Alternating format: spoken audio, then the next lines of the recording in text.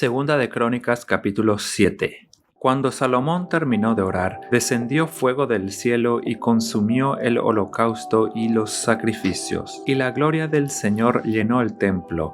Tan lleno de su gloria estaba el templo que los sacerdotes no podían entrar en él. Al ver los israelitas que el fuego descendía y que la gloria del Señor se posaba sobre el templo, cayeron de rodillas y postrándose rostro en tierra, alabaron al Señor diciendo: Él es bueno. Su gran amor perdura para siempre. Entonces el rey y todo el pueblo ofrecieron sacrificios en presencia del Señor. El rey Salomón ofreció 22,000 bueyes y 120,000 ovejas. Así fue como el rey y todo el pueblo dedicaron el templo de Dios. Los sacerdotes estaban de pie en sus puestos. Los levitas tocaban los instrumentos musicales que el rey David había hecho para alabar al Señor, y con los cuales cantaba: Su gran amor perdura para siempre. Los sacerdotes tocaban las trompetas frente a los levitas, y todo Israel permanecía de pie. Salomón también consagró la parte central del atrio, que está frente al templo del Señor, y allí presentó los holocaustos y la grasa de los sacrificios de comunión, ya que en el altar de bronce que hizo Salomón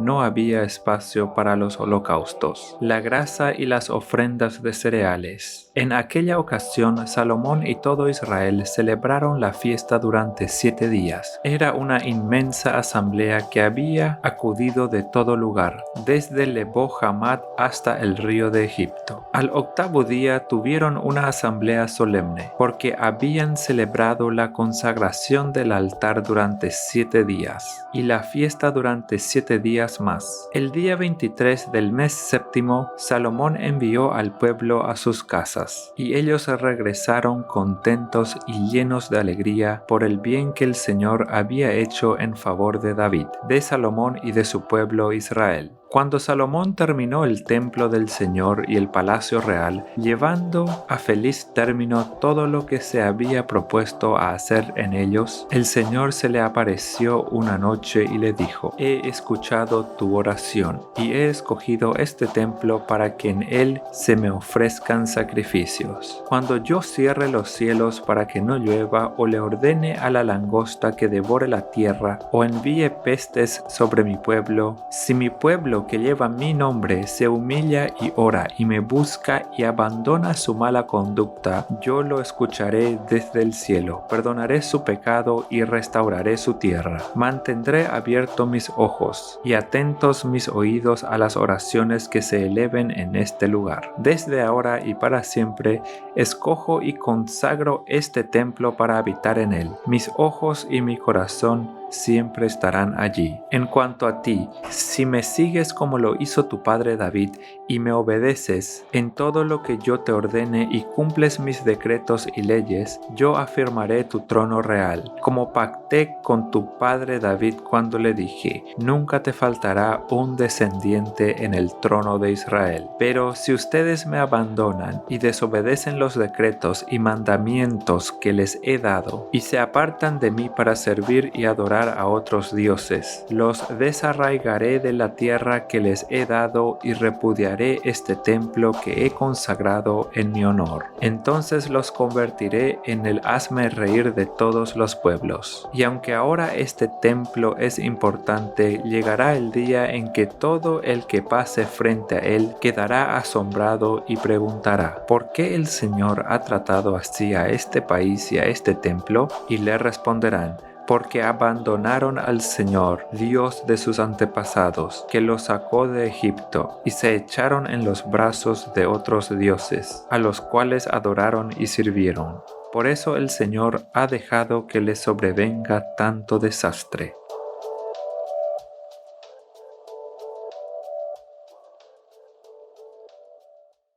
Segunda de Crónicas capítulo 8.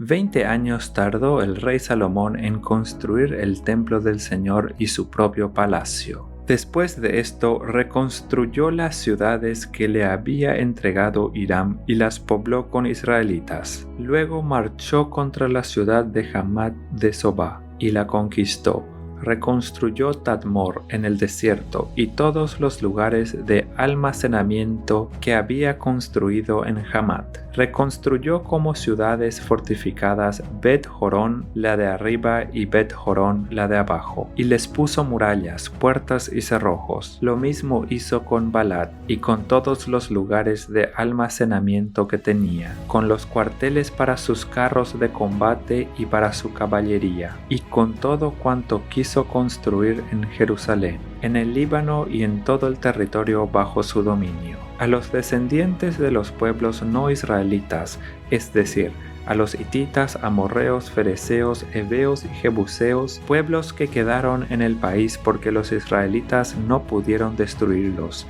Salomón los sometió a trabajos forzados, y así continúan hasta el día de hoy. Pero a los israelitas Salomón no los hizo trabajar como esclavos, sino que les servían como soldados, comandantes, oficiales de carros de combate y jefes de caballería. El rey Salomón además tenía 250 capataces que supervisaban a los obreros. A la hija del faraón Salomón la trasladó de la ciudad de David al palacio que le había construido, pues dijo: «Mi esposa no debe vivir en el palacio de David, rey de Israel, porque los lugares donde ha estado el arca del Señor son sagrados». En el altar del Señor que había construido frente al atrio, Salomón ofrecía holocaustos al Señor los días correspondientes, según lo ordenado por Moisés.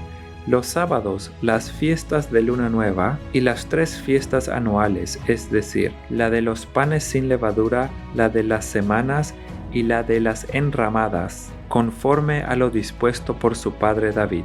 Salomón asignó turnos a los sacerdotes para prestar su servicio. A los levitas los estableció en sus cargos para entonar las alabanzas y para ayudar a los sacerdotes en los ritos diarios. También fijó turnos a los porteros en cada puerta, porque así lo había ordenado David, hombre de Dios, y se obedecieron todas las órdenes del rey en cuanto a los sacerdotes y levitas, y aún en lo referente a los tesoros. Toda la obra de Salomón se lo llevó a cabo, desde el día en que se echaron los cimientos del templo hasta que se terminó de construirlo.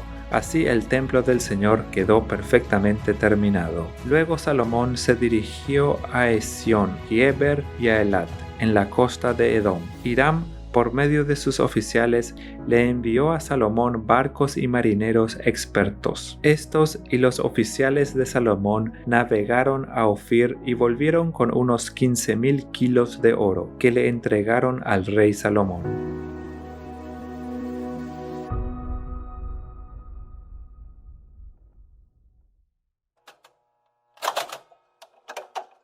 Eclesiastés capítulo 12.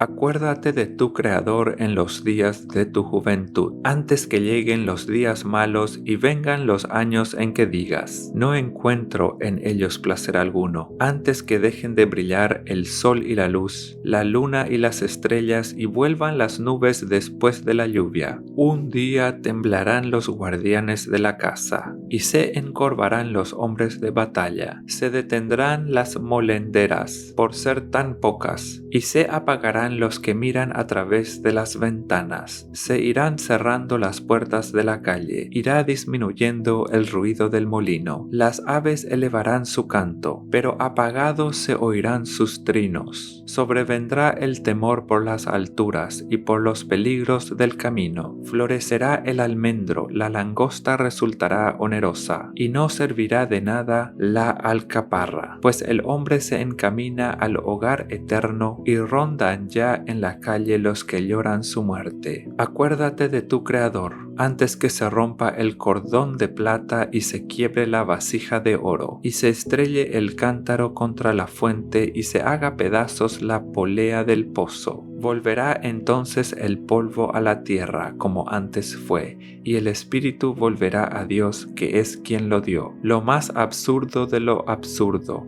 todo es un absurdo. ha dicho el maestro. Además de ser sabio, el maestro impartió conocimientos a la gente, ponderó, investigó y ordenó muchísimos proverbios. Procuró también hallar las palabras más educadas y escribirlas con honradez y veracidad. Las palabras de los sabios son como aguijones, como clavos bien puestos son sus colecciones de dichos, dados por un solo pastor. Además de ellas, hijo mío, ten presente que el hacer muchos libros es algo interminable y que el mucho leer causa fatiga. El fin de este asunto es que ya se ha escuchado todo. Teme, pues, a Dios y cumple sus mandamientos, porque esto es todo para el hombre, pues Dios juzgará toda obra, buena o mala, aun la realizada en secreto.